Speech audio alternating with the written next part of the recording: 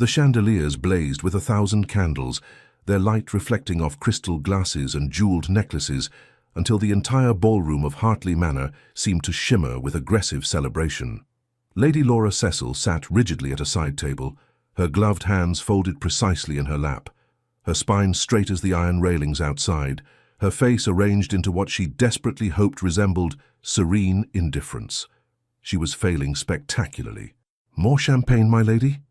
A footman hovered at her elbow, his expression professionally blank, though Laura detected the faint shadow of pity in his eyes. Even the servants knew. Everyone knew. "No, thank you," she murmured, her voice steady despite the tempest raging beneath her composed exterior. The footman bowed and retreated, leaving Laura once more to her torture. Across the glittering expanse of the ballroom, Lord Edward Hartley, her Edward though he had never truly been hers, waltzed with his bride. The new Lady Hartley wore ivory silk that probably cost more than Laura's entire year's dress allowance, her throat draped with pearls that caught the candlelight with each graceful turn. Miss Caroline Pemberton, now Lady Hartley, possessed something far more valuable than impeccable breeding or a distinguished lineage. She possessed a fortune derived from her father's spice trading empire, vulgar commerce, the old guard whispered behind their fans, but commerce that had purchased an earl's son and a future of unimaginable luxury. "Lady Laura, you simply must try the lobster pastries." Miss Sophia Bradshaw, Laura's companion, leaned close, her round face flushed with excitement and perhaps too much champagne. "And have you seen that gentleman by the refreshment table? Mr. Stanhope, I believe. 3,000 a year, they say, and no wife to spend it. Perhaps if you were to—" "Sophia," Laura's voice held a note of gentle warning. "I merely suggest that moping serves no purpose," Sophia whispered, though her attention had already drifted toward the dessert table. "One must be practical about these matters. You're 23, my lady, and while that's hardly on the shelf, neither are you a fresh-faced girl of 18. Your mother was wise to insist you attend tonight. Hiding would have been tantamount to admission of, well, of heartbreak, of humiliation, of the crushing disappointment of discovering that love, or what she had believed was love, meant nothing in the face of financial necessity." Laura's fingers tightened imperceptibly in her lap. Her mother, Lady Margaret Cecil, had been adamant that morning as Laura's maid had dressed her hair. "Hold your head high, my darling girl," her mother had said, adjusting the simple strand of pearls at Laura's throat, the only jewelry that remained after her father's debts had been settled. "Let them see that you are perfectly well, that Lord Hartley's choice affects you not in the slightest, but it did affect her profoundly. Not because she loved Edward. She had realized in the brutal clarity of rejection that she had been more in love with the idea of security, of belonging, of finally having a home that couldn't be taken away. Edward had been kind, attentive, everything a suitable match should be, until his father's gambling debts had made Miss Pemberton's fortune irresistible. No, what devastated Laura wasn't love lost. It was the public nature of her dismissal, the way every eye in this ballroom tracked her with varying degrees of sympathy, amusement, or schadenfreude. She was the spectacle of the evening, the pathetic Lady Laura, discarded and present to witness her own replacement. "Lady Ashworth keeps glancing this way," Sophia murmured, oblivious to Laura's internal struggle. "And Miss Weatherby just whispered something to her sister. Oh dear, they're giggling now. Perhaps we should—" Whatever Sophia was about to suggest died on her lips. The music faltered, conversations dimmed. Even the clink of glasses seemed to soften as every head in the ballroom turned toward the entrance. Laura looked up, and her heart stopped. He stood in the doorway with the casual confidence of a man who knew exactly the effect his presence created. Tall, taller than any man in the room, with shoulders that strained slightly against the perfect tailoring of his black evening coat. His hair, black as a raven's wing, was swept back from a face that could have been carved by a sculptor, obsessed with masculine beauty and aristocratic arrogance in equal measure. But it was his eyes that stole the breath from Laura's lungs. Dark, intense, intelligent eyes that swept across the ballroom with the predatory assessment of a wolf surveying a field of sheep. Fernando Montanilla, the Duke of Valcarcel. Merciful heavens, Sophia breathed, her forgotten champagne glass tilting dangerously. That's him, the Spanish Duke. They say he owns silver mines and 3 palaces in Andalusia, They say he once fought a duel over a matter of honor and... But Laura heard none of it, because memory crashed over her like a wave, sudden and overwhelming. Seville, summer, 1803. Come, pequeña Laura. The oranges are sweetest at the top of the tree. I can't reach, Fernando. I'm too small. You are never too small if you are brave. Here, take my hand. I will not let you fall. 15 years. 15 years since that magical summer when her father, serving as an attaché to the British ambassador, had accepted the hospitality of the old Duke of Valcarcel at his magnificent estate outside Seville. 8-year-old Laura had been desperately lonely, transplanted from England to a country where she understood neither the language nor the customs. And then Fernando, the Duke's only son, 16 years old, impossibly kind, and already possessed of that devastating smile, had taken pity on the awkward English girl. He had taught her to climb the orange trees in the estate's vast gardens. He had laughed at her terrible pronunciation of Spanish words and patiently corrected her. He had shown her how to feed sugar to the Andalusian horses, how to find the coolest fountains on scorching afternoons, how to be brave and free and utterly herself. That summer had been the happiest of her childhood. And then it had ended. Her father's assignment concluded, and they returned to England. 2 years later, her father died suddenly, taking with him any possibility of returning to Spain. The correspondence between the families gradually ceased. Laura heard years later that the old Duke had also passed away, that Fernando had inherited the title and vast estates. But the boy who had made her feel brave had become nothing more than a cherished memory, filed away with other remnants of childhood. Until now, because the man who dominated the Hartley ballroom bore little resemblance to that gentle boy. This Fernando radiated power and danger in equal measure.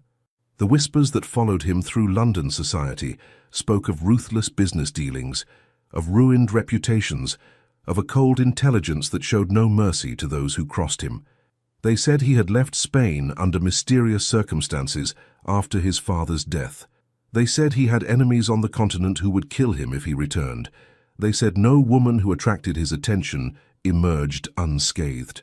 "He's coming this way," Sophia gasped, gripping Laura's arm with surprising strength. "Lady Laura, the Duke of Valcarcel is coming toward our table." Laura's pulse thundered in her ears. Surely he wouldn't remember her.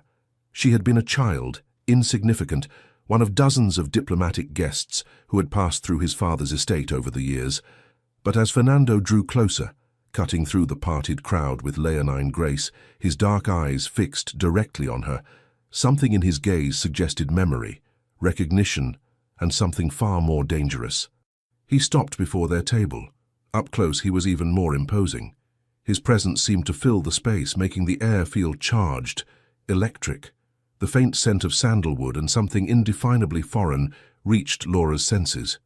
The entire ballroom held its collective breath. Fernando bowed with the fluid elegance of continental aristocracy, his eyes never leaving Laura's face.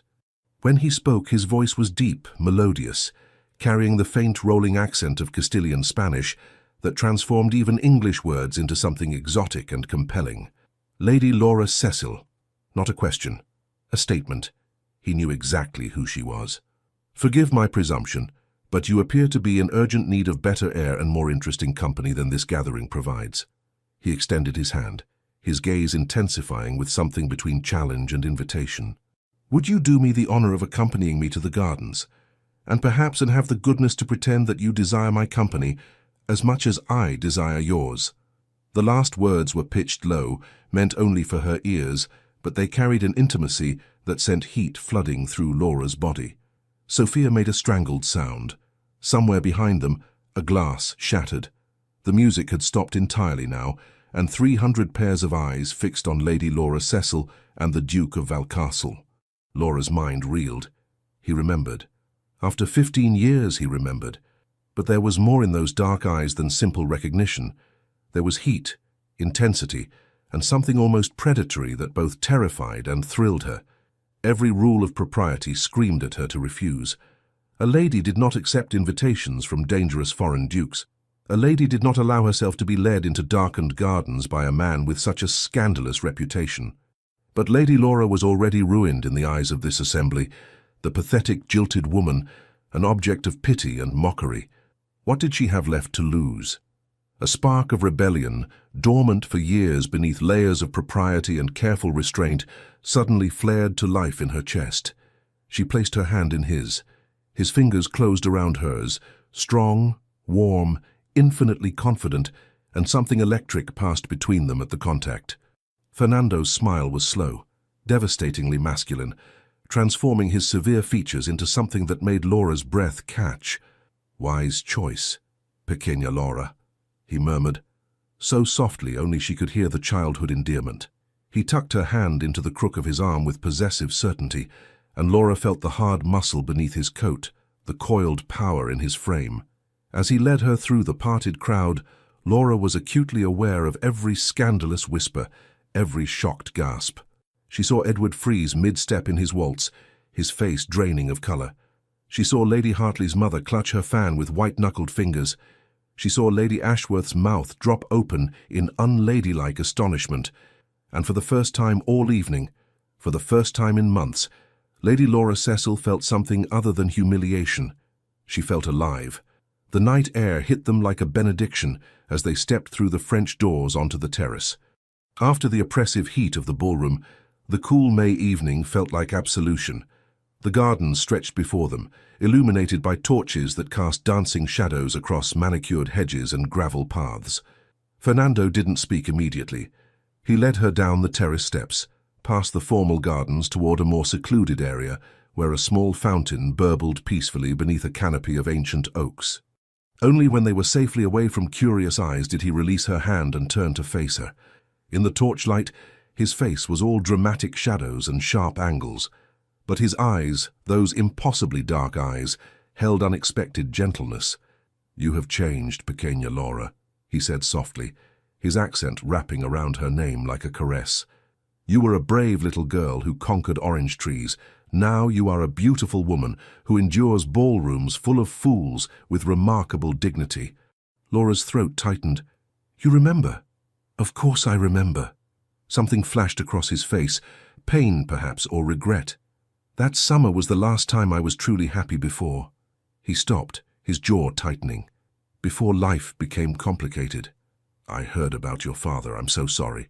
Fernando's expression shuttered. "Death is one of the few certainties in this world. We all face it eventually." He stepped closer, his gaze intense. "But I did not rescue you from that assembly of vultures to discuss the dead. I came to ask why Lady Laura Cecil, daughter of the late Sir Thomas Cecil, granddaughter of the Earl of Windermere, would subject herself to the torture of watching her former suitor marry another woman." Laura's cheeks burned. "You are remarkably well informed, Your Grace. I make it my business to be informed, especially about people who—" He paused, something unreadable flickering in his eyes. "About people who once mattered to me. I was 8 years old, Your Grace. Surely I was merely one of many forgettable children who passed through your father's house. You climbed my favorite orange tree and refused to come down until I promised to teach you Spanish curse words." The corner of his mouth lifted slightly. "You were far from forgettable. Despite everything, the humiliation of the evening, the confusion of this encounter, the dangerous allure of this man," Laura felt a smile tug at her lips. "You taught me the wrong words. I told your father's housekeeper that her cooking was, well, I still don't know exactly what I said, but she chased me through the gardens with a wooden spoon." Fernando's laugh was rich, genuine, transforming his severe face entirely. "Ah, yes, Señora Gutierrez. She had a legendary temper, and an equally legendary wooden spoon. I had forgotten that incident." His expression sobered. "But I had not forgotten you, Laura. Even when years passed and life took us in different directions, I remembered the brave English girl with the wild hair and the fearless heart." Laura's pulse quickened. "I'm not that girl anymore, Your Grace." "Fernando," his voice was firm. "My name is Fernando. We climb trees together, pequeña Laura. I think we can dispense with excessive formality. Society would be scandalized." "Society," Fernando said with magnificent disdain, "is already scandalized. By tomorrow morning, every drawing room in London will be buzzing with speculation about the compromising situation I have created for you. Your reputation will be thoroughly ruined." Laura's breath caught. She hadn't thought, Hadn't considered. Fernando moved closer, his presence overwhelming, his scent surrounding her. Which is precisely why you will allow me to call on you tomorrow afternoon, and the afternoon after that, and every afternoon thereafter, until society concludes that the Duke of Valcarcel is courting Lady Laura Cecil with honourable intentions. That's absurd. You can't possibly— Can I not? His eyes glittered with challenge. I am one of the wealthiest men in England, Pequeña Laura. I own estates in 3 countries. Kings and princes seek my financial counsel. What I cannot accomplish through wealth, I accomplish through strategic manipulation of public opinion. And what I want, I generally acquire. And what do you want? Laura whispered, though she feared she knew the answer. Fernando raised his hand slowly, giving her time to retreat if she wished. When she didn't move, he brushed his fingers along her jaw with devastating gentleness. I want to wipe that look of defeat from your eyes, he said softly. I want to remind you that you are brave and fierce and utterly magnificent. I want to show that room full of small-minded fools that Lady Laura Cecil is worth 10 of their vapid heiresses. His thumb traced her lower lip, and heat pooled in Laura's belly. And perhaps, I want to discover if the girl I remembered has become a woman I could— He didn't finish, but the intensity in his gaze finished the sentence for him. Laura should retreat, should slap his hand away, should remind him that she was a lady and he was being unconscionably forward. Instead, she heard herself whisper, "Why? Why?" Fernando's smile was dangerous, wolfish, because 15 years ago, a little English girl looked at me like I was a hero instead of a burden, like I was kind instead of merely obligated, because in a ballroom full of people tonight, you were the only one worth saving. His voice dropped lower, intimate. And because, Pequeña Laura, I have the distinct impression that you and I are very much alike. We have both been hurt by people who should have protected us, and we have both learned to hide our wounds behind perfect manners and cold politeness. He was too close, too intense, too dangerously perceptive. You don't know me, Laura managed, though her voice lacked conviction. Then let me learn. Fernando stepped back slightly, releasing her but not breaking eye contact. Let me court you properly in the full view of society. Let me be your shield against their gossip and your weapon against their cruelty. And if, at the end of it, you decide you want nothing more to do with the dangerous Spanish Duke, I will bow gracefully and disappear from your life. And if I refuse now? Fernando's expression turned calculating. Then tomorrow, every scandal sheet in London will report that the Duke of Valcarcel was seen in a passionate embrace with Lady Laura Cecil in the Hartley Gardens. Your reputation will be destroyed, and you will have gained nothing in exchange. Laura's eyes widened. You wouldn't. I would. No apology, no shame. I told you, Pequeña Laura, I am not the boy you remember. I am ruthless when I want something, and I want you to have the life you deserve, the respect you deserve, even if I must manipulate circumstances to provide it. It was blackmail, elegant, sophisticated blackmail, wrapped in concern and delivered with devastating charm.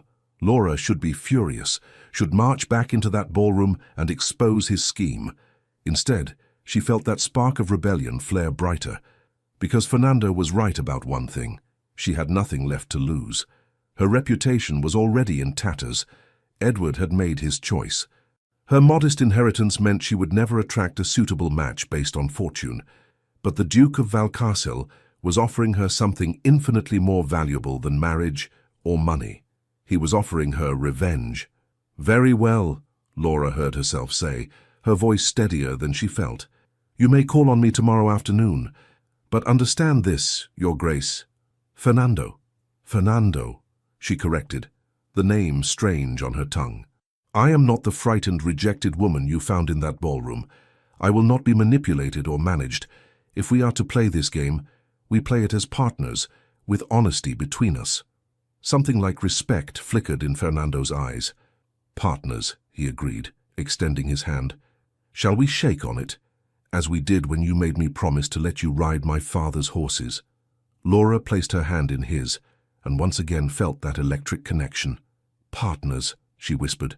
Fernando raised her hand to his lips, his eyes never leaving hers, and pressed a kiss to her gloved knuckles that seared through silk and skin directly into her thundering heart. "Tomorrow then, pequeña Laura. Prepare yourself. By the time I'm finished, all of London will believe you are the most fortunate woman in England. And what will you believe?" Fernando's smile was devastating. "That I am the most fortunate man." He escorted her back through the gardens, up the terrace steps and into the ballroom with the precise timing of a master strategist. They arrived just as the waltz was ending, ensuring maximum visibility for their return. Every eye fixed on them, every tongue prepared to wag. Fernando bowed over Laura's hand with courtly precision, his voice carrying clearly across the suddenly silent room. "Until tomorrow, Lady Laura. I shall count the hours." And then he was gone, striding through the parted crowd with the confidence of a man who had just claimed a prize everyone else had overlooked. Laura returned to her table, where Sophia sat frozen with shock, her mouth opening and closing like a landed fish. "My lady," Sophia finally gasped. "What just happened?" Laura reached for Sophia's abandoned champagne and took a long sip, her eyes meeting Edward's shocked gaze across the ballroom. "I believe," Laura said calmly. "I've just been rescued by a wolf." And for the first time in months she smiled. The scandal broke like a thunderstorm over London society the next morning. Laura sat in the cramped morning room of the Cecil townhouse, a modest establishment in an unfashionable corner of Mayfair, and watched her mother read the morning papers with increasing horror. "This is disastrous," Lady Margaret Cecil declared, her usually serene face pale with shock. The Duke of Valcarcel was observed in intimate conversation with Lady Laura C. in the gardens of Hartley Manor, leading many to speculate about the nature of their acquaintance. "Laura, what were you thinking?" "I was thinking," Laura replied with surprising calm as she spread marmalade on her toast, "that I was already the subject of gossip. At least now they're gossiping about something interesting." "Interesting?" Her mother's voice rose to an unprecedented pitch. "The Duke of Valcarcel is not interesting, my dear. He is dangerous. They say he killed a man in Spain. They say he fled the continent to escape prosecution. They say a great many things, Mama, most of which are likely exaggerated or entirely fabricated." Laura took a deliberate bite of toast, pleased with her own composure. "And regardless of what they say, the Duke is calling here this afternoon, and I intend to receive him." Lady Margaret's teacup clattered into its saucer. "Calling? Here? Laura, we cannot possibly. That is, our circumstances are hardly—" "He knows about our circumstances, Mama. He knows everything." Laura met her mother's worried gaze steadily. "And he doesn't care." That, at least, was partially true. Fernando had made it clear that Laura's lack of fortune meant nothing to him. What he hadn't made clear was why he was willing to attach his name to hers, risking his own reputation to salvage what remained of hers. What game was he truly playing? The clock had just struck 3 when Fernando arrived, announced by their ancient butler with trembling ceremony that suggested the old man feared the Spanish Duke might produce a sword at any moment. Fernando filled their modest drawing room with his presence, making the shabby furniture and faded wallpaper seem even more obviously worn.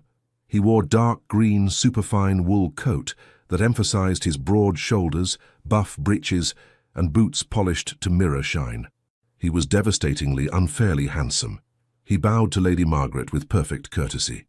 "Lady Cecil, I am honored to make your acquaintance." Laura's mother rose and curtsied, her expression hovering between terror and fascination.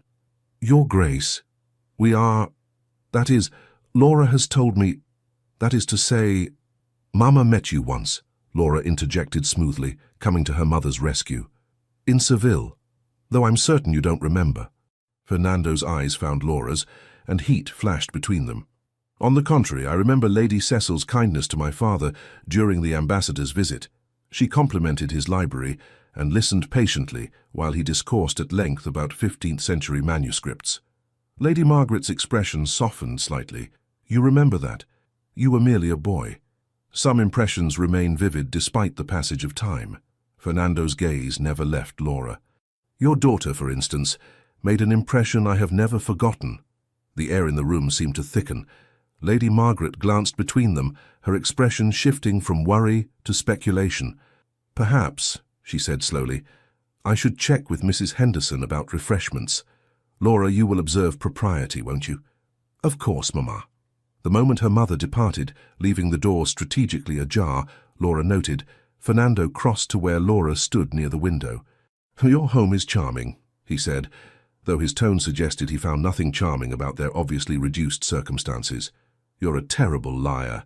Laura kept her voice light. "Our home is shabby and small and barely respectable, but it's ours, and we're not in debtor's prison, so I consider us fortunate." Fernando's jaw tightened. "Your father left debts.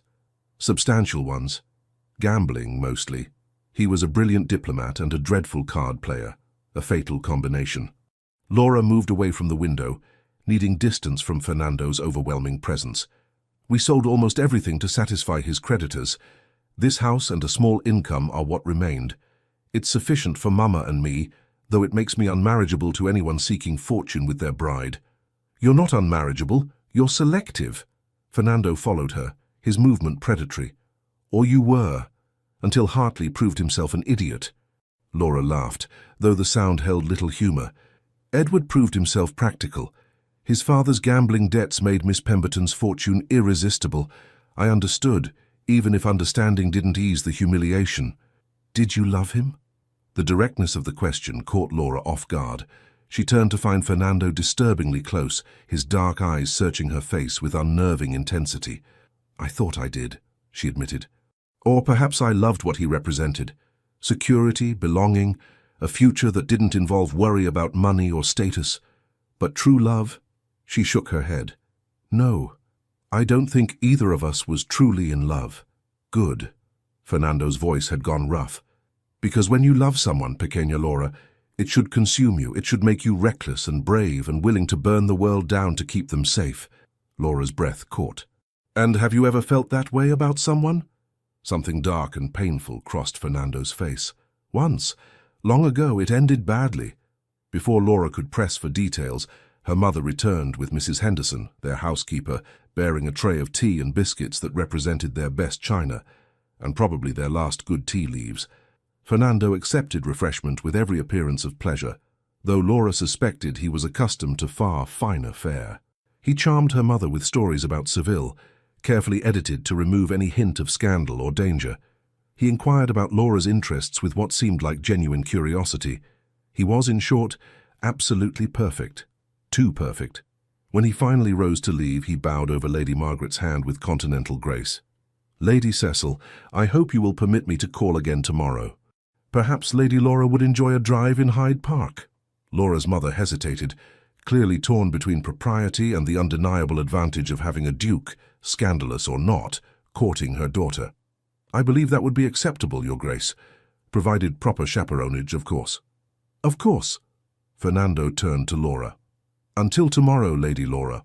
He held her gaze a moment too long, his eyes conveying messages she couldn't quite decipher, but felt in every nerve ending. After he departed, Lady Margaret sank into her chair with a dramatic sigh. "Well," she said faintly, "he's either your salvation or your ruination, my dear. Possibly both." Laura suspected her mother was entirely correct. The next afternoon, Fernando arrived with a curricle that probably cost more than the Cecil house. Laura, dressed in her best walking dress, a soft blue muslin that was only slightly outdated, allowed Fernando to hand her up into the vehicle, while Miss Sophia Bradshaw scrambled into the groom's seat behind them with considerably less grace. "Hyde Park during the fashionable hour," Fernando remarked as he guided the matched greys into traffic. "I trust you're prepared to be stared at." "I've been stared at since last night," Laura replied. "I'm becoming quite accustomed to it." "Excellent. Because my plan requires maximum visibility." Laura glanced at him sharply. "Your plan?" "To establish you as my particular interest." Fernando maneuvered around a slower carriage with easy skill. "By the end of this week, every matchmaking mama in London will be gnashing her teeth that you captured the prize they all coveted." "Did they covet you? I thought they considered you dangerous." "They consider me dangerous and wealthy, a combination they find both terrifying and irresistible." His smile was cynical. "Rich, titled foreigners are always objects of speculation. Add a hint of scandal and mystery, and we become absolutely fascinating." "How fortunate for you." "Fortunate?" Fernando's expression hardened. "You think it fortunate to be treated like an exotic animal in a menagerie, to have mothers throw their daughters at me, while simultaneously warning those same daughters about my wicked foreign ways. Laura heard the bitterness beneath his words. I'm sorry. That was thoughtless of me. He glanced at her, his expression softening. No, you're right to call me out when I wallow in self-pity. I chose to remain in England despite everything. I could return to Spain if I wished. Could you? Laura asked gently. Or are the reasons you left still waiting for you there? Fernando's hands tightened on the reins. You're dangerously perceptive, Pequeña Laura. You're dangerously evasive, Your Grace. Fernando, she corrected. If we're to be partners in this scheme, you must trust me with the truth. What really brought you to England? What are you running from? For a long moment, Laura thought he wouldn't answer. They had entered Hyde Park now, and Fernando guided the curricle toward Rotten Row, where the fashionable set paraded each afternoon. Finally he spoke, his voice low enough that only Laura could hear over the clatter of hooves and wheels. My father died unexpectedly 3 years ago. A riding accident, they claimed, though I have reason to believe otherwise. When I examined his affairs, I discovered he had been systematically defrauded by his business partner, a man I had considered a friend. The partner, realizing I would uncover his theft, attempted to have me killed. Laura gasped. Merciful heavens! I survived. The assassin did not.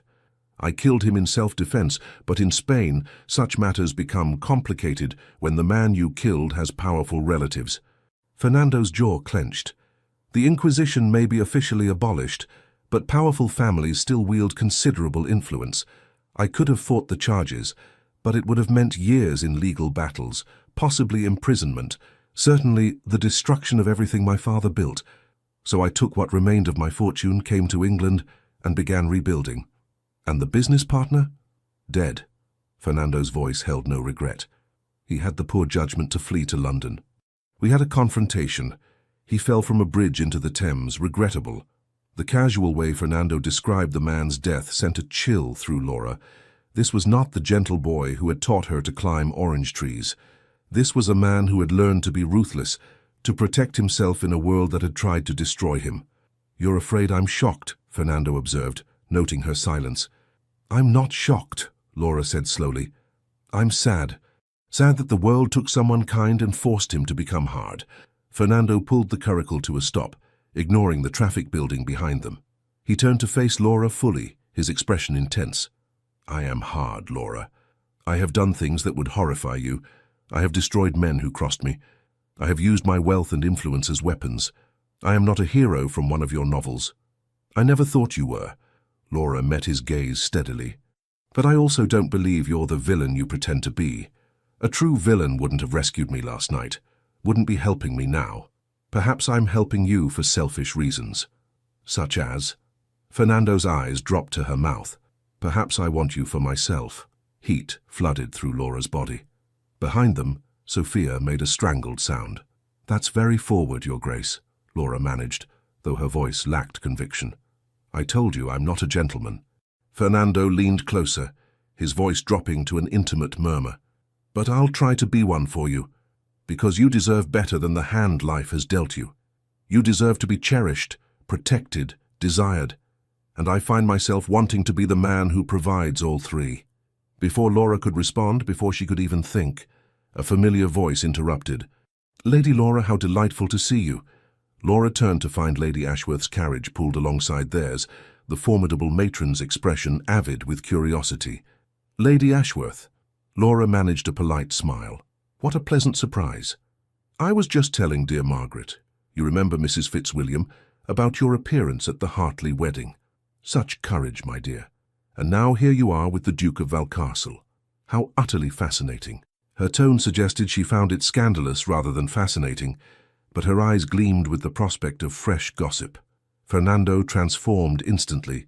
Gone was the intense, dangerous man who had been confessing his violent past. In his place sat a perfectly charming duke, his smile calculated to devastate. Lady Ashworth, what impeccable timing. I was just telling Lady Laura how the London parks pale in comparison to the gardens of Seville, but her company makes any setting delightful. Lady Ashworth's fan fluttered rapidly. Your Grace flatters, and your English is remarkably good, though of course one can still hear your... She paused delicately. Distinctive accent. How kind of you to notice. Fernando's smile didn't waver, but Laura detected steel beneath the charm. I find the English language somewhat limiting compared to Castilian, but one adapts. Indeed. Lady Ashworth's gaze sharpened on Laura. And Lady Laura, I must say you're looking remarkably well. The wedding didn't upset you too dreadfully. It was calculated cruelty disguised as concern. Laura felt her composure wavering. Fernando's hand found hers, squeezing gently. Lady Laura is far too sensible to be upset by others' choices, he said smoothly, particularly when those choices work to her advantage. After all, Hartley's loss is my considerable gain. The implication hung in the air, deliberate and unmistakable. Lady Ashworth's eyes widened. Your Grace, are you suggesting that is, you should expect, Fernando said with magnificent arrogance, that I know a rare treasure when I see one. Now, if you'll excuse us, I promised Lady Laura I would show her the new paths near the Serpentine. He clicked to the horses and they moved forward, leaving Lady Ashworth gaping behind them. Once they were out of earshot, Laura released the breath she'd been holding. That was necessary, Fernando supplied. By this evening all of London will be speculating about my intentions toward you. By tomorrow you'll be invited to social events you couldn't have approached before. By next week, Edward Hartley will be kicking himself for being an idiot. You're very confident in your plan. I'm very good at manipulation. Fernando glanced at her, his expression softening. But for what it's worth, Pequeña Laura, I meant what I said. Hartley's loss truly is my gain. Laura's heart performed an alarming acrobatic feat in her chest. For the next hour, they drove through the park, encountering more acquaintances. Each encounter followed the same pattern. Fernando was charming, proprietary, and unmistakably claiming Laura as his particular interest. By the time they returned to the Cecil townhouse, Laura felt exhausted by the performance and confused by the increasingly complicated emotions Fernando provoked. As he handed her down from the curricle, Fernando held her hand a moment longer than necessary. Tomorrow, he said, there's a musicale at Lady Pemberton's. You'll attend as my guest. Lady Pemberton is Edward's mother-in-law, Laura protested. She'll never invite me. She already has. I took the liberty of ensuring it. Fernando's smile was wolfish. And you'll wear your finest dress and hold your head high while I make it absolutely clear that you're under my protection. This is madness. This is war, Pequeña Laura, and I always win. He bowed, pressed a kiss to her knuckles that sent electricity racing up her arm, and departed, leaving Laura breathless and bewildered on her own doorstep. Sophia, who had been suspiciously quiet during the drive, finally spoke. My lady, I've served you for 3 years, and I must say something even if you dismiss me for impertinence. Laura turned, expecting censure about propriety. Instead, Sophia's eyes were soft with understanding. That man looks at you like you're water in a desert. Whatever game you think you're playing, I don't believe he's pretending. Laura opened her mouth to protest, then closed it, because Sophia might be right, and that possibility was more terrifying than any scandal. The musical at Lady Pemberton's was exactly as tedious as Laura had expected, with the added discomfort of being held in the home of her former suitor's new mother-in-law. But Fernando had been correct. An invitation had arrived that morning, written in Lady Pemberton's own hand, making it impossible to refuse without giving offence. Laura wore her one good evening dress, a cream silk with delicate embroidery that had belonged to her mother and had been carefully altered to fit Laura's slightly taller frame. It was outdated by 2 seasons but still elegant, and with her mother's pearls at her throat and her hair dressed in a simple but flattering style, Laura thought she looked reasonably presentable. Fernando clearly thought differently. His expression when he arrived to escort her was somewhere between awe and hunger, and it made Laura's stomach perform entirely improper gymnastics. You're beautiful, he said simply, with no trace of practiced charm. Just honest observation that hit Laura harder than any flowery compliment. You're flattering, she countered, trying to reclaim her composure. I'm honest, he offered his arm. Shall we go shock society some more? They entered Lady Pemberton's elegant townhouse together, and Laura felt every eye in the crowded drawing room fix on them with predatory interest. Conversations faltered, fans fluttered with increased vigor. The string quartet gamely continued their performance, but Laura doubted anyone was listening. Lady Pemberton approached them with the fixed smile of a hostess determined to maintain civility despite shock. "Your Grace, Lady Laura, how delightful that you could attend." Her tone suggested she found it anything but delightful, but Fernando smiled with perfect courtesy. "Lady Pemberton, how kind of you to include Lady Laura in your invitation. She was just telling me how much she enjoys chamber music." This was a blatant lie. Laura had never discussed music with Fernando, but Lady Pemberton beamed nonetheless. "Then you must sit near the performers, I insist." She led them to seats in the front row, ensuring they would be maximally visible to all assembled guests. Laura suspected Lady Pemberton was less concerned with their musical enjoyment than with observing them closely for scandal. As they settled into their seats, Laura became acutely aware of Edward and his bride sitting just 2 rows behind them. She could feel Edward's gaze boring into her back. Fernando leaned close, his breath warm against her ear. Ignore him. He had his chance, and wasted it. "I'm trying," Laura whispered back, "but this is excruciating." "Then let's make it less so."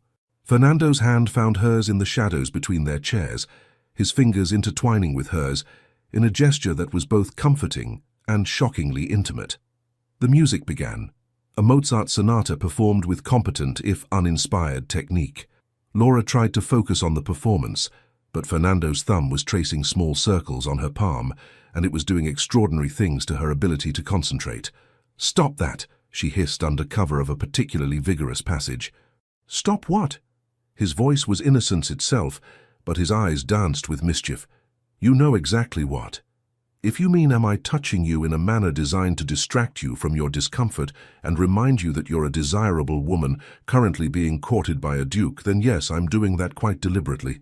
Heat flooded Laura's cheeks. "Fernando, say my name again. I like how it sounds in your voice." This was dangerous. They were in public, surrounded by people watching their every interaction, and Laura was rapidly losing control of both the situation and her own treacherous heart. The sonata ended. Polite applause filled the room. Lady Pemberton stood to announce a brief intermission before the next performance. Fernando rose and offered Laura his hand. "A walk in the conservatory. I believe Lady Pemberton has a fine collection of orchids." It was blatant.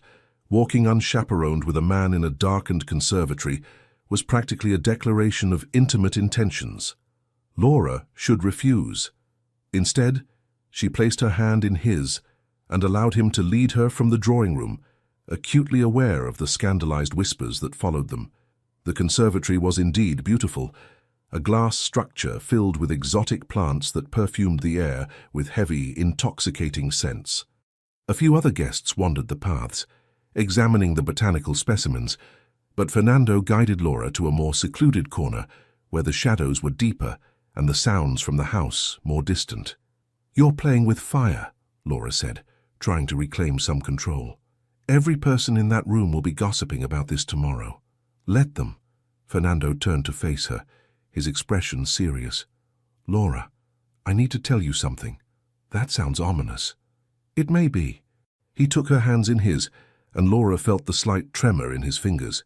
"When I said I remembered you from Seville, I didn't tell you the complete truth." Laura's heart stuttered. "What do you mean?" "I remembered you, yes. The brave little girl with the wild hair who made me laugh when I badly needed laughter. But what I didn't say was that when I decided to come to England, when I chose London despite having no connections here, it was partly because I knew the Cecil family had returned to England. I thought perhaps—" He stopped, seeming to struggle with words. "I thought perhaps I might find that girl again, see what she had become." Laura stared at him. "You came to England because of me?" "Partly. I also came to escape prosecution and rebuild my fortune, so don't make me out to be more romantic than I am." His smile was self-deprecating. "But yes, Laura, you were always in the back of my mind, a memory of kindness and light in a childhood that had precious little of either." "Your childhood was unhappy?" Laura whispered. "My father loved me, but he was often absent, focused on his diplomatic work and business ventures. My mother died when I was young. I was raised by tutors and servants in a vast empty house." His thumbs stroked across her knuckles. "That summer you came, you brought life into that house. You laughed, you asked endless questions, You climbed my trees and fed my horses and generally created delightful chaos. When you left, the silence was unbearable. Tears pricked Laura's eyes. Fernando, I'm not telling you this to make you feel guilty, he said quickly. I'm telling you because you deserve to know that this isn't just a game to me, that helping you, protecting you, it matters. You matter. Laura's world tilted on its axis. This wasn't supposed to happen. This was supposed to be a practical arrangement, a strategic alliance to salvage her reputation. It wasn't supposed to feel like this, like standing on the edge of a precipice, terrified and exhilarated in equal measure. I don't know what to say, she admitted. Say you'll trust me. Fernando raised one hand to cup her face, his touch gentle despite the intensity in his eyes. Say you'll let me help you. Say you'll consider the possibility that perhaps fate brought us back together for a reason. Laura should be cautious, should remind him that they barely knew each other, that 15 years and childhood memories were insufficient foundation for any real attachment. Instead, she heard herself whisper, I'll try. Fernando's smile was radiant, transforming his face entirely. That's all I ask. He leaned closer, and for one heart-stopping moment, Laura thought he might kiss her. But instead, he pressed his lips to her forehead in a gesture so tender it made her throat ache. Come, we should return before your reputation is completely destroyed. They walked back through the conservatory, their hands still linked, neither quite willing to break the contact. As they reached the door to the drawing room, a figure stepped from the shadows. Edward Hartley. Laura froze. Fernando's hand tightened on hers. Laura, Edward said, his voice strained. Might I have a word? No, Fernando replied before Laura could speak. You might not. Edward's face flushed. I was addressing Lady Laura, not you. Lady Laura is under my protection. Fernando's voice dropped to something dangerous. And I don't permit men who have hurt her to make further demands on her time. Hurt her, Edward's voice rose. I was perfectly honest about my situation. My father's debts required you to cast aside a woman you had courted for months in favor of a richer bride. Yes, we all understand your reasoning. That doesn't make it less cowardly. Edward took a step forward, his hands clenching into fists. How dare you? Stop! Laura's voice cut through the rising tension. She looked at Edward, seeing him clearly for perhaps the first time. Fernando is right. You were honest about your financial necessity, and I understood. But you were also cowardly in how you handled it. You let me hear about your engagement through gossip, rather than having the courage to tell me yourself. You didn't end our understanding so much as simply replace me. Edward's face went from red to pale. Laura, I know you never meant to hurt me, but you did. And I'm done allowing you to occupy space in my thoughts or heart. She squeezed Fernando's hand, drawing strength from his solid presence. I wish you happiness in your marriage, Edward. Truly. But I also wish for you to leave me alone. She turned and walked back into the drawing room, Fernando at her side, leaving Edward standing alone in the conservatory doorway. As they reclaimed their seats for the second half of the musicale, Fernando leaned close. You were magnificent, he murmured. Laura's hands were shaking, but she felt strangely light, as if she had set down a burden she hadn't realized she'd been carrying. I was honest, she replied. It's liberating. Then be honest with me now. Fernando's eyes searched hers. This arrangement between us, is it still just a practical alliance to salvage your reputation? Or has it become something more? Laura's heart thundered. The truth would make her vulnerable, would give Fernando power to hurt her worse than Edward ever had. But hadn't she just said honesty was liberating? It's become more, she whispered. I don't know what exactly, but it's more. Fernando's smile was triumphant, tender, and utterly devastating. Good, he said. Because, pequeña Laura, I fully intend to make you fall in love with me. And as the music swelled and society watched with avid curiosity, Laura realized with equal parts terror and excitement that he was well on his way to succeeding. 3 weeks. 3 weeks of calculated courtship, strategic appearances at society events, and increasingly intimate conversations that left Laura more confused and more deeply entangled with Fernando than she had ever intended. 3 weeks of his constant presence. Drives in Hyde Park, attendance at the opera, even a chaperoned visit to the British Museum, where Fernando had surprised her with his extensive knowledge of ancient history and made her laugh by comparing various society matrons to Roman empresses plotting in the Forum. 3 weeks of carefully constructed respectability that had transformed Laura from a figure of pity into an object of fascination and envy. And 3 weeks of growing desire that was becoming increasingly difficult to ignore. Laura was no fool. She recognized the signs of a woman falling in love, the way her heart leapt whenever Fernando entered a room, the way his smile could illuminate her darkest moments, the way even his most casual touch sent heat racing through her veins. She was falling, had probably already fallen, and she had no idea if his feelings matched her own or if this was still, at its core, a game he was playing with masterful skill. The question was answered, partially and disastrously, on a mild June afternoon when Laura received an urgent note from Fernando requesting she meet him at his townhouse on Grosvenor Square. It was scandalous, an unmarried woman visiting a bachelor's residence, even in broad daylight. But the note's urgency troubled Laura enough that she convinced Miss Sophia to accompany her as chaperone. Fernando's townhouse was everything the Cecil residence was not. Grand, perfectly maintained, furnished with the latest taste and obvious wealth. A solemn butler admitted them and led Laura to Fernando's private study. He was standing at the window when she entered, his posture rigid, his shoulders tense in a way Laura had never seen before. "Fernando?" She approached carefully, aware of Sophia hovering anxiously in the doorway. "What's wrong?"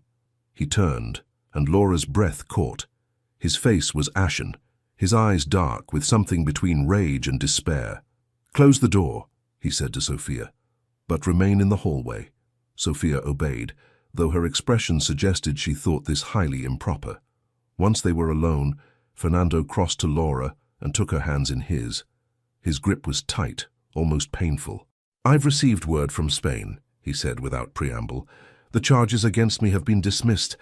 I'm free to return to Seville, to reclaim my father's estates, to resume my life there without fear of prosecution." Laura's heart stopped. That's wonderful news, isn't it?" "It should be." Fernando's voice was rough. "I've been fighting for this for 3 years. Spent a fortune in legal fees, in bribes, in strategic manipulation of court officials. I should be celebrating." "But you're not." "No." His eyes met hers, and the intensity there stole her breath, "because returning to Spain means leaving England, leaving London, leaving you." The words hung between them, heavy with implication. "Fernando," Laura whispered, "what are you saying?" "I'm saying that somewhere in the past 3 weeks, my careful plan to salvage your reputation became something else entirely. I'm saying that I wake thinking of you and sleep dreaming of you. I'm saying that the idea of leaving you, of returning to Spain without you, is unbearable." Laura's hands trembled in his. "Then don't leave. It's not that simple." Fernando released her hands and paced away, his agitation evident. "My estates in Spain are vast, but they require management. The fortune my father left me is tied up in Spanish holdings, in vineyards and olive groves and businesses that need oversight. I've neglected them for 3 years, and they've suffered. If I don't return and take control, I'll lose everything my father built. So you must go." "I must go." He turned back to her, his face anguished. "Unless..." "Unless what?" "Unless you come with me, as my wife." Laura's world stopped. Sound faded. Time suspended. She stood frozen, unable to process what she'd just heard. "Your wife," she repeated numbly. "I know it's sudden. I know I should have courted you longer, done this properly, asked your mother's blessing first." Fernando crossed back to her, taking her hands again with desperate urgency. "But Laura, I can't, I won't. Imagine my life without you in it. I've fallen in love with you, completely and irrevocably. The girl I remembered has become the woman I need. So I'm asking, even though I have no right, even though I'm doing this all wrong, will you marry me? Will you come to Spain as my duchess and let me spend the rest of my life proving I'm worthy of you?" Laura stared at him, her mind reeling. This was everything she had never dared hope for, a declaration of love, a proposal from a man she had come to care for desperately, an offer of security and position, and a future that included genuine affection. But beneath the joy surging through her, doubt whispered. "3 weeks ago," she said slowly, "you told me you were helping me to salvage my reputation, that you remembered me fondly from childhood. You never mentioned love." Fernando's grip tightened. 3 weeks ago, I thought I was doing a good deed. I thought I was helping an old friend while simultaneously establishing my own position in London society.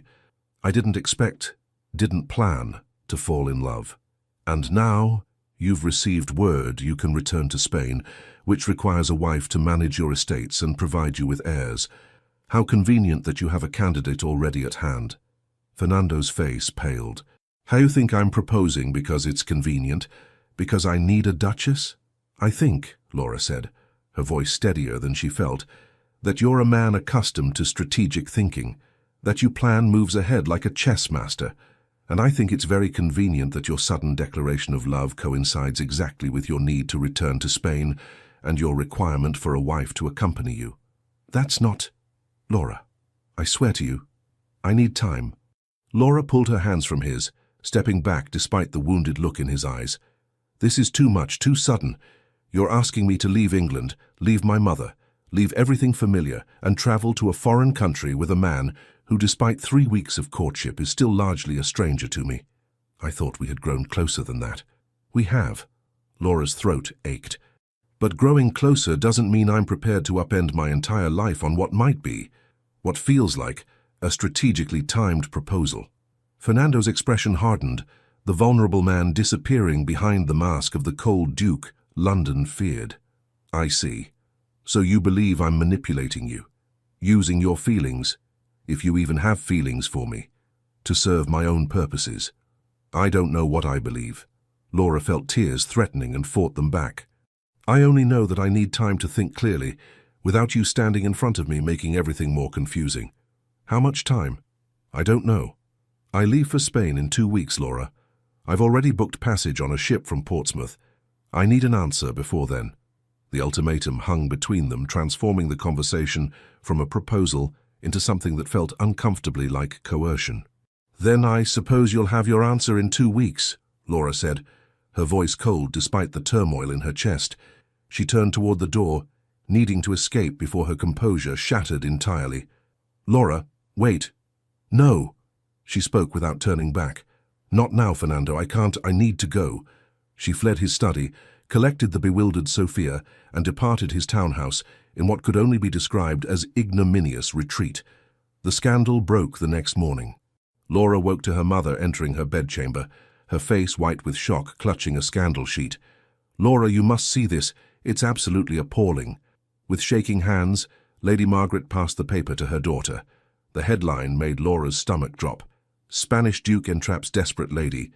Love or calculated fortune hunting. The article was devastating. Written in the gleeful, malicious tone scandal sheet specialized in, it painted Fernando as a fortune hunter who had targeted Laura specifically because her desperate circumstances made her vulnerable to manipulation. It claimed Fernando's estates in Spain were bankrupt, that he needed an English wife to provide him with funds and respectability, that his entire courtship had been calculated to entrap a woman too humiliated by rejection to think clearly. It quoted anonymous sources who swore Fernando had laughed about how easily Laura had fallen for his scheme. It suggested his Spanish title might be fraudulent. It insinuated that his reasons for leaving Spain were far more scandalous than mere legal troubles. The article destroyed Fernando's reputation and Laura's with surgical precision. This is lies, Laura said numbly. All of it. Fernando is wealthy. His title is legitimate. He never... Whether it's lies or truth hardly matters, her mother said gently. Society will believe what it wishes to believe. And right now, with this published, any association with the Duke of Valcarcel will destroy you far more thoroughly than Lord Hartley's rejection ever could. Laura felt the room spinning. Just yesterday she had been worried about the sincerity of Fernando's proposal. Now, regardless of his true feelings, association with him was social poison. The doorbell rang. Voices drifted up from the entrance hall. Loud, angry voices. Lady Margaret moved to the window and gasped. Laura, there are people outside, gathering. This is... Oh, my dear, this is very bad. Laura joined her mother at the window and felt ice flood her veins.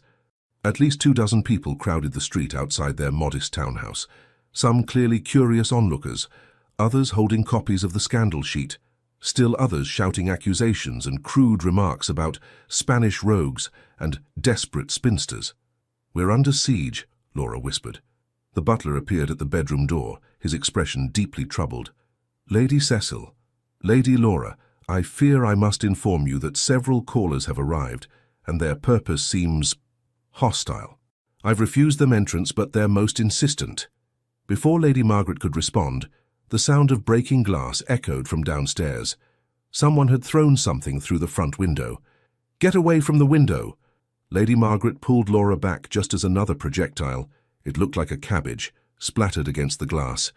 This was madness. This was a nightmare. And somewhere across London, Fernando was facing the same or worse. Laura spent the day trapped in her own home, listening to the crowd outside grow larger and more aggressive. Twice the Bow Street runners had to be summoned to disperse the mob. Invitations that had flooded the Cecil townhouse over the past weeks were withdrawn. Messengers arrived hourly with notes expressing regret that previous invitations had been extended in error. By evening, Laura was pacing her room like a caged animal, her mind reeling. She didn't believe the article's accusations. Fernando was many things, ruthless, calculating, dangerous, but he wasn't a fraud or a fortune hunter. His wealth was real, his title legitimate, his feelings were the question that tormented her. Had he truly fallen in love with her? Or had yesterday's proposal been, as she had accused, a matter of strategic convenience? And did it even matter now, with both their reputations in ruins? A soft knock sounded at her door. Sophia entered, her face pale. "My lady, there's a gentleman at the servants' entrance. He says he must speak with you urgently. He says it's a matter of life and death." Laura's heart leaped. "Fernando?" "No, my lady. Someone else. He wouldn't give his name, but he has a Spanish accent, and he says he has information about the Duke of Valcarcel that you need to hear." Every instinct screamed that this was dangerous, possibly a trap, but Laura was desperate for answers, and desperate people took risks. "Show him to the morning room. Tell Mama I'm receiving a caller, and make sure the footmen remain nearby." 5 minutes later, Laura entered the morning room to find a man waiting. Middle-aged, well-dressed in sober colors, with the bearing of a gentleman and eyes that held profound sadness. "Lady Laura," he bowed. "Thank you for seeing me. My name is Rafael Mendoza. I was Fernando Montanilla's father's solicitor and closest friend." Laura's pulse quickened. "You knew Fernando's father? You're from Spain?" "I arrived in London 3 days ago, bringing the legal documents confirming the dismissal of charges against Fernando." Rafael's accent was heavier than Fernando's, his English more formal. "When I read this morning's scandal sheet, I knew I had to speak with you immediately." "Why?" "Because the accusations in that article are not merely false. They are deliberate lies planted by a man who has been Fernando's enemy for years. A man who stands to gain everything if Fernando is destroyed." Laura sank into a chair, her legs suddenly unreliable. "Tell me everything." Rafael Mendoza's story unfolded like a Gothic novel, complete with betrayal, attempted murder, and a villain of staggering venality. The villain's name was Don Miguel Salazar, and he had been Fernando's father's business partner for 2 decades. He was also, Rafael revealed, the man who had orchestrated the old Duke's death. "It was not a riding accident," Rafael said, his voice heavy with grief and anger. "Miguel paid servants to sabotage the Duke's saddle. When Fernando began investigating his father's death and uncovered Miguel's systematic theft of the estate's assets, Miguel hired an assassin. Fernando told me," Laura said quietly. "He told me he killed a man in self-defense." "He did. And then Miguel used his political connections to charge Fernando with murder, knowing that fighting the charges in Spain would bankrupt Fernando and allow Miguel to complete his theft of the Valcarcel estates." Rafael's hands clenched. Fernando fled to England not as a coward, but to preserve what remained of his fortune and to fight Miguel from a position of strength. "And he succeeded," Laura said. "The charges were dismissed." "Yes, but Miguel is not finished. He has agents here in London, including several journalists who owe him favors." Rafael pulled a folded paper from his coat. "This is a letter I intercepted from Miguel to the scandal sheet that published this morning's article. It details exactly what lies to print and offers payment for their publication." Laura took the letter with shaking hands. It was written in Spanish, but Rafael had provided a translation. The contents made her blood run cold. Miguel Salazar had targeted Laura specifically because Fernando's growing attachment to her was evident. By destroying Laura's reputation and painting Fernando as a calculating fortune hunter, Miguel hoped to either force Fernando to return to Spain in disgrace or, failing that, to make Fernando's position in London so untenable that he would be unable to return to Spain and reclaim his estates.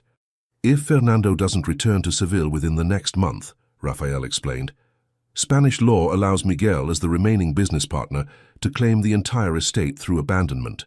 Fernando would lose everything, his father's legacy, the family's wealth, his title's authority. Miguel would win. This is monstrous, Laura whispered. Miguel Salazar is a monster, Rafael agreed, but he's also clever. This scandal serves multiple purposes. It isolates Fernando from English society that might support him. It makes marriage to you impossible without dragging you down as well.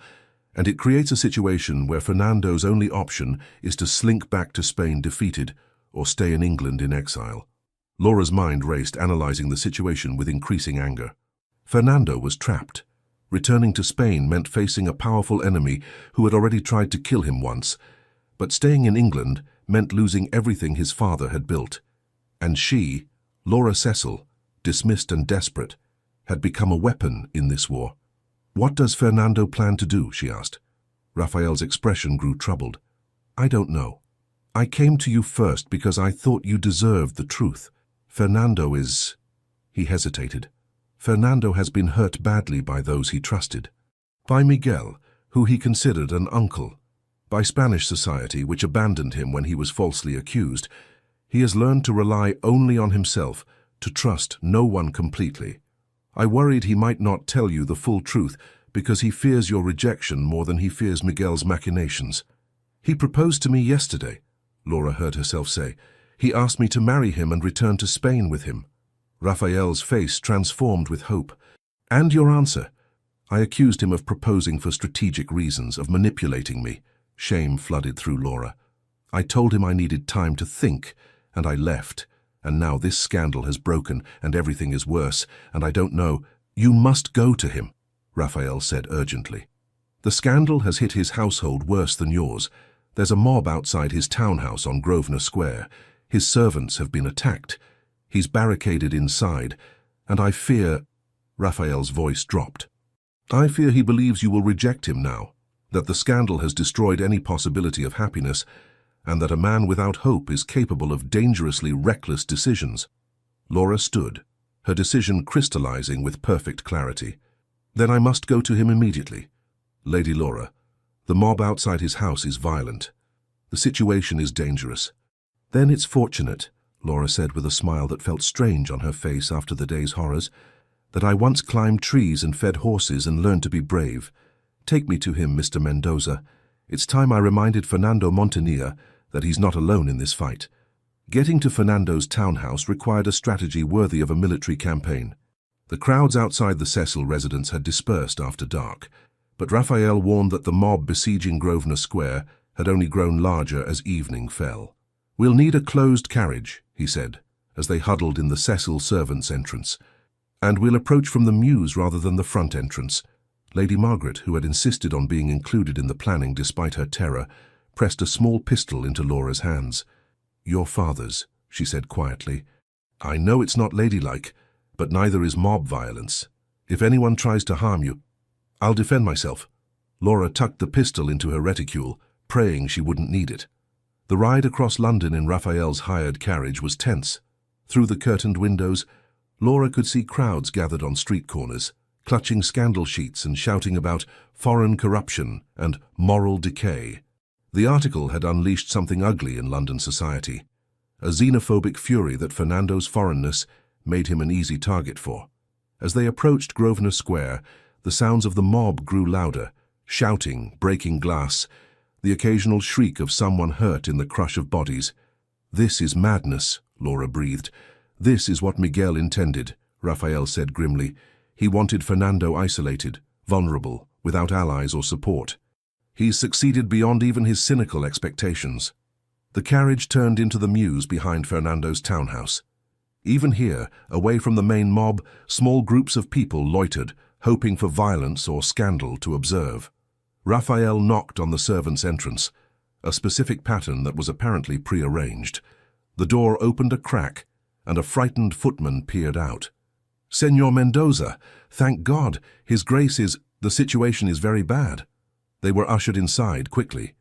The servants' area was in disarray. Clearly Fernando's staff had been preparing for siege, gathering supplies and boarding up vulnerable windows. "Where is the Duke?" Raphael demanded. "In his study, sir. He's been there since the scandal broke. He won't eat, won't see anyone. We're deeply worried." Laura's heart clenched. "Take me to him immediately." The footman looked uncertain. A lady shouldn't visit a gentleman's private study unchaperoned, but Raphael nodded permission, and propriety seemed irrelevant given the circumstances. They climbed the servants' stairs to the main floor, then down a hallway to the study Laura had visited just yesterday. The footman knocked softly. "Your Grace, Señor Mendoza is here, and he's brought a visitor." No response. Raphael exchanged a worried glance with Laura, then opened the door without permission. The study was in darkness except for a dying fire in the grate. Fernando sat in a chair near the window, still in his daytime clothes, staring out at the mob below with an expression of such profound defeat that Laura's throat ached. "Fernando," Raphael said gently, "I've brought someone to see you." Fernando didn't turn. "Tell whoever it is to go away. I'm not receiving visitors." "Not even me?" Laura stepped forward into the firelight where he could see her. Fernando's head snapped around, his eyes widening with shock. He stood abruptly, swaying slightly, whether from exhaustion or emotion, Laura couldn't tell. "Laura, what are you? You shouldn't be here, it's dangerous. Your reputation—" "My reputation is already destroyed," Laura said calmly, crossing to stand before him. "According to this morning's scandal sheet, I'm a desperate spinster who allowed herself to be seduced and manipulated by a fraudulent fortune hunter. My social standing cannot possibly sink lower." Fernando's face twisted with pain. "I'm sorry. I never meant for any of this to touch you. I thought I could protect you, but I've only made everything worse." "You didn't make this worse. Miguel Salazar did." Laura glanced at Raphael. "Mr. Mendoza has told me everything. The truth about your father's death, about Miguel's betrayal, about why you really came to England." Fernando's expression cycled through shock, then anger toward Raphael, then something like resignation. "I see. And now you understand that your initial instinct was correct. My proposal was strategic. I need to return to Spain. I need a wife to help me reclaim my estates and present a united front against Miguel, and you were conveniently positioned to serve that purpose." His voice was bitter, self-loathing, and utterly convinced of his own unworthiness. Laura wanted to shake him. Instead, she stepped closer, so close she could feel the heat radiating from his body, could see the shadows under his eyes from sleepless nights, could smell the sandalwood scent that had become so familiar. "You're wrong," she said softly. Fernando blinked. "What?" "You're wrong about why you proposed. Or at least you're not being entirely honest with yourself about your motivations." Laura raised her hand and cupped his face, feeling the muscle jump under his jaw at her touch. "Yes, you need to return to Spain. Yes, you need to defeat Miguel and reclaim your estates. But you didn't propose to me because I was convenient, Fernando. You proposed because somewhere in the past 3 weeks you fell in love with me." "Laura, let me finish." Her voice was firm. "I know you love me because I've seen it in every gesture, every word, every careful touch. I've seen it in how you look at me when you think I'm not paying attention. I've seen it in how you defend me, protect me, try desperately to give me the life you think I deserve. You love me, Fernando Montenilla, and the fact that your love coincided with your need to return to Spain doesn't make it less real. It makes it more complicated, certainly, but not less real." Fernando's hands came up to grasp her wrists, his grip almost painful in its intensity. "And what about you? Do you love me, Laura? Or do you just want the security my title and wealth provide?" Laura had come here prepared to be brave, but this required a different kind of courage, the courage to be utterly vulnerable with a man who had the power to destroy her heart more thoroughly than any scandal sheet ever could. "I love you," she said, and watched his eyes widen with shock and hope. "I fell in love with you so gradually. I didn't recognize it was happening until it was too late to protect myself. I love your intelligence and your cunning, and the way you look at me like I'm something precious and rare. I love that you remember a little girl who climbed your orange trees 15 years ago. I love that you're ruthless when necessary, but tender when you think no one is watching. I love even your arrogance and your manipulation, because they come from a place of protecting the people you care about. Laura. Her name was a prayer on his lips. And I will marry you, she continued, her voice gaining strength. I will go with you to Spain. I will stand beside you against Miguel Salazar and anyone else who threatens what we're building. Not because you manipulated me, not because I'm desperate for security, but because I choose you, because I choose us. Because a partnership built on mutual respect and genuine affection is worth fighting for. The scandal, will fade, eventually. But right now there's a mob outside your house and we need a plan. Fernando stared at her, as if she had appeared from nowhere with divine intervention. Then, slowly, a smile spread across his face, not the calculated, charming smile he used in society, but something genuine and luminous that made him look like the boy who had taught her to be brave. You want a plan? He pulled her closer until they were nearly touching. Very well, here's my plan. We marry immediately, by special license. Then we travel to Spain together, with Rafael and whatever staff is willing to accompany us. We arrive in Seville with you as my Duchess, presenting a united front that makes Miguel's accusations of fortune hunting look ridiculous. We reclaim my father's estates through the legal channels Rafael has prepared. And we build a life together, in Spain, in England, wherever we choose, because damn what society thinks. That's an excellent plan, Laura smiled, though you're missing a few details. Such as how we're getting out of this house past that mob, and how we're obtaining a special license when the Archbishop's office will have heard about the scandal, and how we're ensuring my mother doesn't die of apoplexy at the idea of me rushing into marriage with a supposedly disgraced duke. Fernando's smile turned wolfish. Leave those details to me. I told you, I'm very good at manipulation when properly motivated. And I'm properly motivating. Instead of answering with words, Fernando pulled her fully against him and kissed her. It was nothing like the chaste, careful kisses society permitted during courtship. This was desperate, passionate, claiming, a kiss that said mine and yours and finally, all at once. Laura's hands fisted in his coat, pulling him closer, and Fernando's arms banded around her with bruising intensity, as if he feared she might disappear if he loosened his grip. When they finally broke apart, both breathing hard, Rafael cleared his throat pointedly from the doorway where he'd been diplomatically watching the window rather than the kiss. If you two are quite finished, we should discuss logistics. The mob outside is growing more violent, and I received word that some of Miguel's paid agitators are encouraging them to actually breach the house. Fernando's expression hardened, the lover disappearing behind the calculating duke. Then we implement the contingency plan. Rafael, alert the staff that we're evacuating tonight. Send word to the docks to prepare my ship. We'll depart for Portsmouth immediately, rather than waiting 2 weeks. Tonight? Laura asked. But my mother, my belongings. We'll send for your mother once we're safely out of London, and she can follow with your belongings by a later ship if she chooses. Fernando's hands framed her face. Laura, I won't risk your safety. If that mob decides to attack, they won't distinguish between me and anyone unfortunate enough to be with me. We leave tonight, while we still can. Laura wanted to argue, but the sound of breaking glass from somewhere below decided her.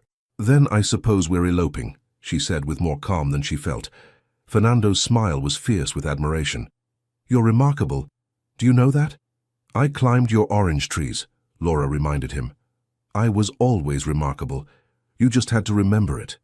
The escape from Fernando's besieged townhouse was accomplished with a combination of careful timing, generous bribery, and Rafael's strategic thinking. While Fernando's remaining servants created a distraction at the front entrance, shouting and throwing open shutters as if preparing to address the mob, Fernando, Laura, Rafael, and 2 trusted footmen slipped out through the mews with minimal luggage. They didn't take Fernando's crested carriages, which would be instantly recognized. Instead, they climbed into a nondescript hired coach that Rafael had arranged and departed into the London night like thieves escaping justice. Laura watched through the coach window as they left Mayfair behind, heading southeast toward the Portsmouth Road. Her mother would be frantic when she learned Laura had left. Her belongings, her few treasured possessions, remained behind in the Cecil townhouse. She was leaving England, possibly forever, with almost nothing but the clothes on her back and the man sitting beside her.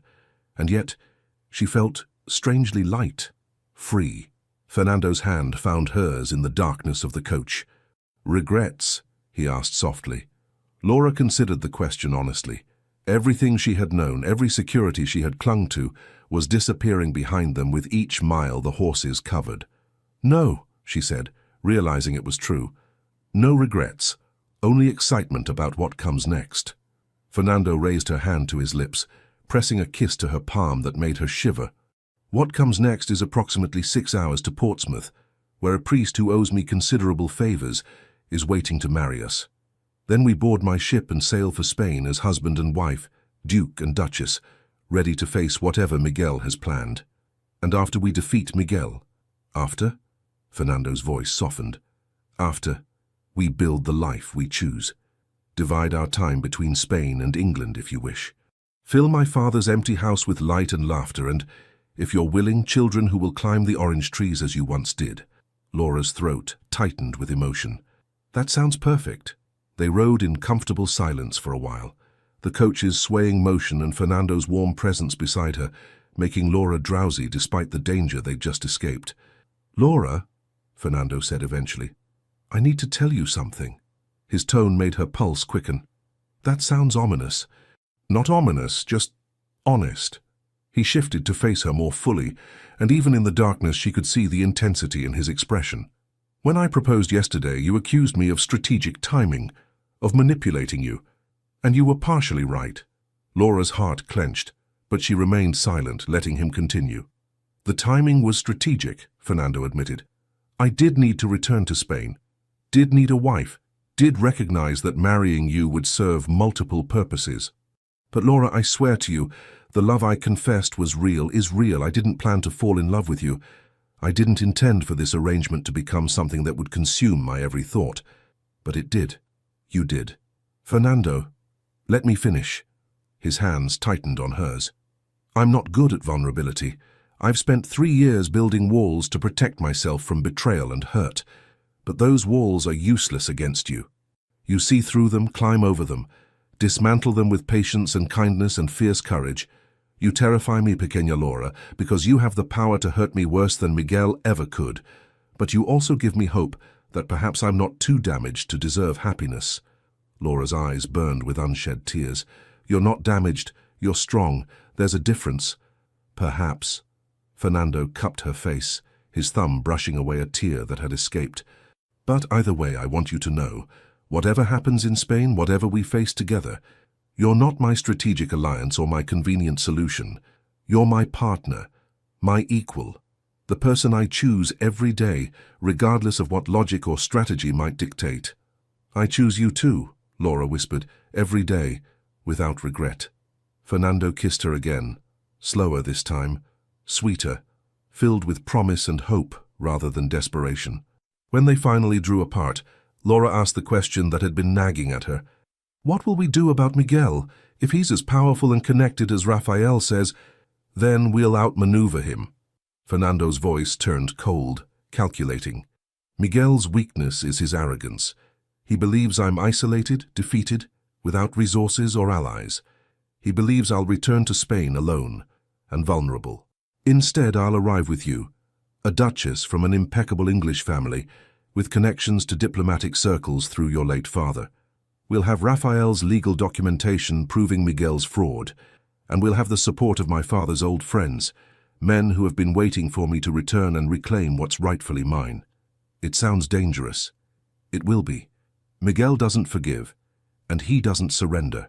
Fernando's expression was grim. "But I won't risk you unnecessarily. When we confront him, you'll be safely protected." Laura raised her eyebrows. "Protected, I think not. If we're partners, Fernando, then I stand beside you when you face your enemies. Not behind you, not safely tucked away." "Laura, no." Her voice was firm. "I didn't agree to marry you so you could wrap me in cotton wool and hide me from anything unpleasant. I agreed to be your duchess, your partner, your equal. That means I face the dangers with you." Fernando stared at her for a long moment, then laughed, a genuine, delighted sound that transformed his face. "You really are the bravest person I've ever met. Very well, we face Miguel together. But if things go badly, Pequeña Laura, promise me you'll run. Promise me you'll save yourself. Only if you promise the same." "That's not exactly," Laura smiled. "We're in this together, Fernando, for better or worse, starting tonight." They reached Portsmouth just before dawn. The priest Fernando had mentioned was indeed waiting. An elderly man with kind eyes who asked no questions about their irregular situation and married them in a small church overlooking the harbour as the sun rose over the water. Laura wore the same travelling dress she'd worn escaping London.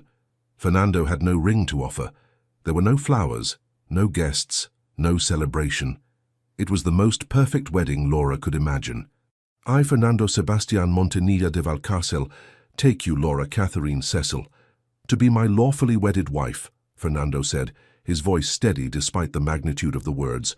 "I, Laura Catherine Cecil, take you, Fernando Sebastian Montanilla de Valcárcel, to be my lawfully wedded husband," Laura replied, and watched something like wonder cross Fernando's face. The priest pronounced them married. Fernando kissed her, gently, reverently, as if she was something infinitely precious and fragile, and Laura, daughter of a diplomat with more breeding than money, became Her Grace, the Duchess of Valcárcel. They boarded Fernando's ship within the hour, a sleek merchant vessel he'd purchased 2 years earlier for transporting his own goods between Spain and England. The captain, a weathered man named Harrison who'd served Fernando with unquestioning loyalty, didn't even blink at the request to depart immediately, rather than in 2 weeks. "Right you are, Your Grace, he said, nodding to both Fernando and Laura. "We'll catch the tide within the hour." Laura stood at the ship's railing as Portsmouth's harbour receded behind them, England disappearing into morning mist. Fernando came up behind her, his arms wrapping around her waist, his chin resting on her shoulder. "Cold?" he murmured. "A little, but mostly just overwhelmed." Laura leaned back against his solid warmth. "This morning I woke in London as disgraced Lady Laura. Now I'm the Duchess of Valcárcel, married to a Spanish duke, sailing to a country I haven't seen in 15 years, preparing to face a villain straight out of a melodrama. When you list it like that, it does sound rather absurd." Fernando's arms tightened. "Are you frightened?" "Terrified," Laura admitted, "but also excited. Is that strange?" "It's honest." He pressed a kiss to her temple. "And I love your honesty almost as much as I love your courage." They stood together, watching the English coastline fade, and Laura thought about the journey ahead, the confrontation with Miguel, the challenge of reclaiming Fernando's estates, the task of navigating Spanish society as a foreign duchess, the uncertainty of building a life in an unfamiliar place. And yet, with Fernando's arms around her and the morning sun painting the waves gold, Laura felt only anticipation. "Tell me about our home," she said softly. "The house in Seville. What's it like?" Fernando's voice warmed with memory and longing. "It's old. Parts of it date back to the Moors. The walls are white stucco that stays cool even in the hottest summer. There are courtyards with fountains and orange trees, the same trees you climbed as a child. In spring, the scent of orange blossoms fills every room. In the evening, you can hear nightingales in the garden. It sounds beautiful." It was. His voice grew quiet. "Before my father died, before Miguel's betrayal, it was the happiest place I knew. I want to make it happy again, Laura. With you." Laura turned in his arms, rising on her toes to kiss him softly. "Then we'll make it happy. Together." The voyage to Spain took 9 days. 9 days in which Laura and Fernando existed in a strange bubble of intimacy and discovery, learning each other's rhythms and habits without the constraints of society watching. Fernando proved to be different in private than the cold, calculating Duke London society feared. He was funny, self-deprecating, passionate about architecture and history. He read to Laura in Spanish, teaching her the language she had forgotten from childhood. He told her stories about his father, a complicated man who had loved deeply but struggled to express emotion, and about his lonely childhood in that beautiful house. Laura, in turn, shared her own history, her father's gambling addiction that had destroyed their finances. her mother's quiet strength in adversity, her own dreams of someday mattering to someone, of building a family that might heal the loneliness she'd carried since childhood. They talked late into each night, wrapped in blankets on the deck while stars wheeled overhead. They discovered shared passions for literature and music, debated politics and philosophy, argued cheerfully about whether English or Spanish food was superior, and they navigated the physical intimacy of marriage with a mixture of awkwardness and growing confidence that made them both laugh and ache in equal measure. "I never expected marriage to be like this," Laura admitted one night as they lay in the narrow bunk of the captain's cabin Fernando had given them. "Like what?" Fernando's fingers traced lazy patterns on her arm. "Like friendship. Like choosing to be together rather than being forced by circumstance." She shifted to look at him, his face shadowed in the lamplight. "My parents' marriage was one of duty. They were cordial, but not this." "This," Fernando echoed, smiling. "And what is this exactly?" "Partnership, conversation, laughter, passion." Laura felt herself blush even as she said it. "Everything I never dared hope for." Fernando rolled to face her fully, his expression serious. "Then make me a promise, Laura. Promise that if I ever stop treating you as a partner, if I ever try to manage you or manipulate you or take you for granted, you'll call me on it immediately. I don't want to become the kind of husband who forgets his wife is an equal. I promise. And you make me the same promise. If I ever become complacent or stop challenging you or forget that we chose each other, remind me." "Deal." He sealed it with a kiss that quickly became something more heated. Later, as Fernando slept beside her, Laura listened to the ship's timbers creaking and the waves slapping against the hull. In 9 days they would arrive in Spain. They would dock at Cadiz, travel overland to Seville, and confront Miguel Salazar with the truth of his crimes. It should terrify her. Instead, she felt ready, because she wasn't facing it alone. She had Fernando, who loved her fiercely and trusted her completely. She had Rafael, whose loyalty and legal expertise would prove invaluable. She had her own courage, remembered and reclaimed. She had everything she needed. 2 years later, the orange trees were in full bloom, their perfume drifting through the open windows of the Palacio Valcárcel and mixing with the sound of a baby's delighted laughter. Laura stood in the nursery doorway, watching Fernando hold their 7-month-old son, Tomás, up to see the blossoms outside the window. "Sí, pequeño?" Fernando said in Spanish, his voice tender. "Those are orange blossoms. When you're bigger, I'll teach you to climb these trees just as I taught your mother." Tomás responded by grabbing a fistful of his father's hair and yanking enthusiastically. Laura laughed as Fernando grimaced, but didn't pull away, too enchanted by his son to care about his abused hair. 2 years. 2 years since she and Fernando had arrived in Seville as newlyweds, armed with Rafael's documentation and a determination to reclaim what Miguel Salazar had stolen. The confrontation had been dramatic. Miguel had tried first to deny the accusations, then to intimidate them with his political connections, finally to flee when Rafael produced irrefutable proof of his fraud and conspiracy to murder. The Spanish courts had been remarkably swift once the evidence was presented. Miguel was currently serving a lengthy prison sentence, his own fortune seized to repay what he'd stolen. Fernando's estates had been restored. Not just restored, but expanded. With Laura's help managing the business side and Fernando's strategic investments, the Valcárcel fortune had grown beyond what the old duke could have imagined. But more than wealth had been restored. The house itself had come alive again. Fernando's distant relatives, who had withdrawn during the scandal, cautiously returned and were now regular visitors. The empty rooms were filled with staff who were treated with respect rather than indifference. The gardens rang with voices and music rather than silence. And now, with little Tomás, the house had something it hadn't possessed in decades: hope for the future. "Laura!" Her mother's voice drifted up from downstairs. "Your guests are arriving."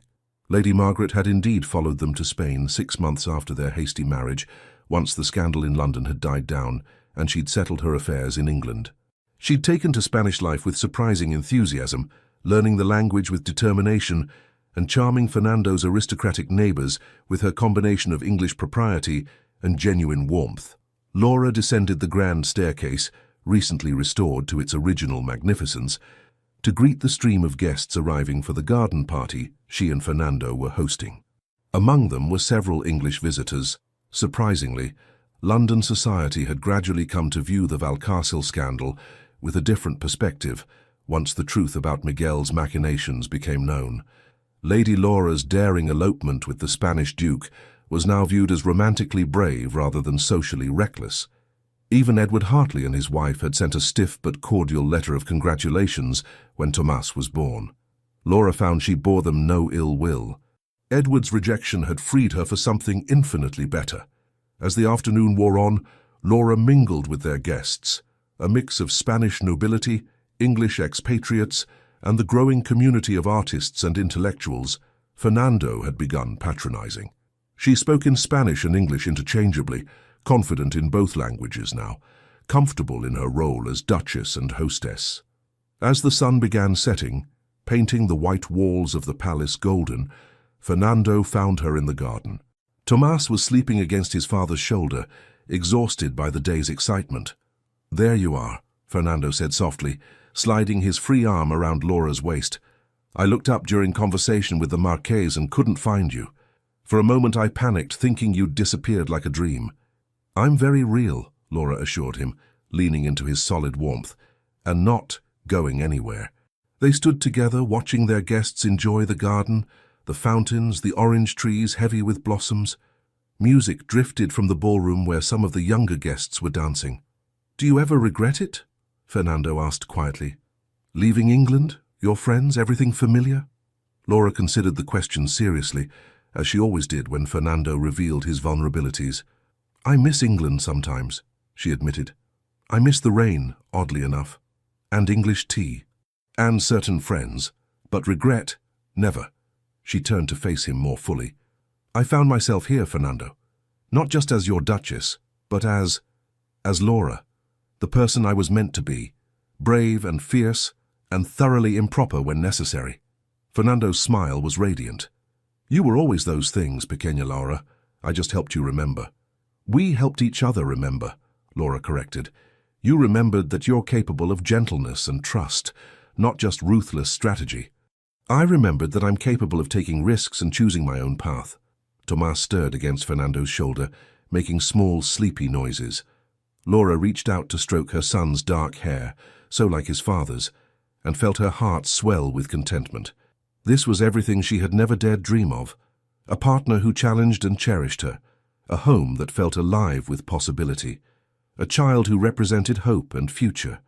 A life built not on obligation or necessity, but on choice and love. "What are you thinking?" Fernando asked, reading her expression. "I'm thinking that sometimes the worst moments of our lives lead to the best. That humiliation at Edward's wedding led directly to this, to you, to Tomás, to this life. Are you suggesting we should thank Edward?" Fernando's tone was teasing.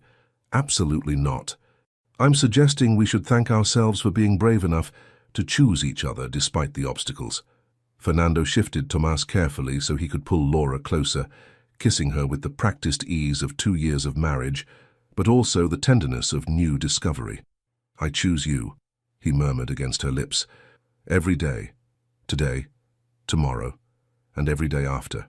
"And I choose you," Laura whispered back. "Always." From the ballroom, music swelled. A waltz, romantic and sweeping. Fernando grinned. "Shall we dance, Your Grace? We are hosting a party, after all." "What about Tomás?" "I'll take him."